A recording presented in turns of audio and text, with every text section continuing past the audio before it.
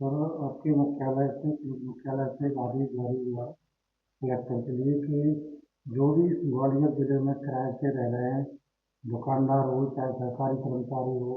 या अन्य कोई भी व्यक्ति किसी मकान में किराए से रह रहा है तो उसको वेरिफिकेशन कराना अनिवार्य कहा गया है। इस संबंध में आपका क्या? देखिए, इसमें जो है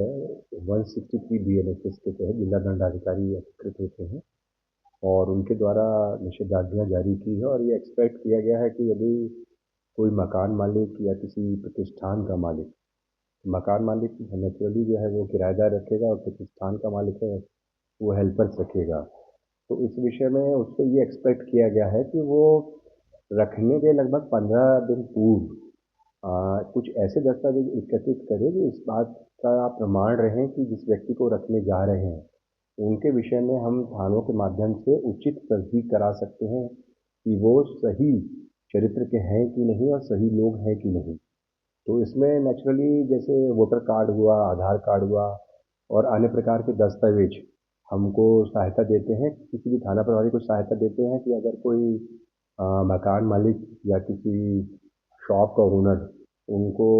भेजता है संबंधित थाना प्रभारी को कि साहब आप इसकी तस्दीक कर दें हमें और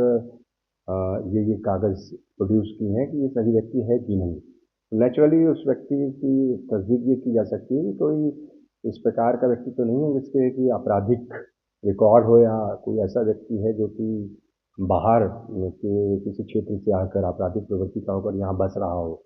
तो नेचुरली इसका बहुत प्रचार प्रचार बहुत आवश्यक होगा, जैसा कि इस आदेश में बड़ा स्पष्ट किया गया है, क्योंकि इसकी तामील एक एक व्यक्ति को कराना संभव नहीं हो पाता। तो इसलिए मैं मीडिया के माध्यम से जो हमारे ग्वालियर के सभी नागरिकगण हैं उनसे ये अपील करता हूँ कि वो कोई भी किराएदार यदि रखते हैं या उनका कोई व्यवसाय है उसमें कोई को नियोजित करते हैं तो उस विषय में उनको रखने के पहले वो ऐसे डॉक्यूमेंट्स जो हैं जेन्युइन टाइप के जो रहते हैं, जैसे वोटर आईडी कार्ड रहता है, आधार कार्ड रहता है, मार्कशीट वगैरह रहती हैं, वो एकत्रित करके वो थानों को निश्चित रूप से स्थानीय लेवल पर सूचित करें, जिससे वहाँ पर प्रॉपर वेरिफिकेशन हो कि ये स्थिति स्पष्ट हो सके कि किसी आपराधिक प्रवृत्ति के व्यक्ति को किसी किराएदार के रूप में अथवा किसी संस्थान में सहायक के रूप में तो नहीं रखा जा रहा है। तो कुल मिलाकर ये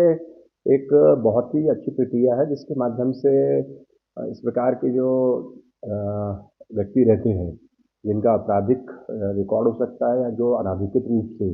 किसी दूसरे मुल्क से या कहीं अन्य राज्यों से हमारे यहाँ रह रहे हैं उन पे जो है कड़ी निगरानी हो सकेगी और इसमें हमको अच्छे रिजल्ट्स मिलेंगे कि हमारे शहर में किसी भी प्रकार के अराजक या असामाजिक तत्व वो चुप के ना रह सके। अगर इसको नहीं किया गया तो क्या कार्रवाई है? इसमें नेचुरली जो ये आदेश है ये बड़ा क्लियर है और इसमें 163 बीएनएसएस का जो वायलेशन है वो 223 बीएनएस के तहत दंडनीय होता है। तो वो कार्रवाई तो होगी ही और उसके अलावा यदि कोई ऐसा नागरिक जो कि किसी अन्य मतलब जो है देश की नागरिकता रखता है वो यहाँ निवास करता है तो उसके खिलाफ भी जो है विधि सम्मत कार्रवाई के लिए कई एक्ट हैं जिसके माध्यम से हम पूरी कार्रवाई जो है इसमें उसको प्रॉपरली उनके अगेंस्ट करके जो विधि सम्मत एक्शन लेंगे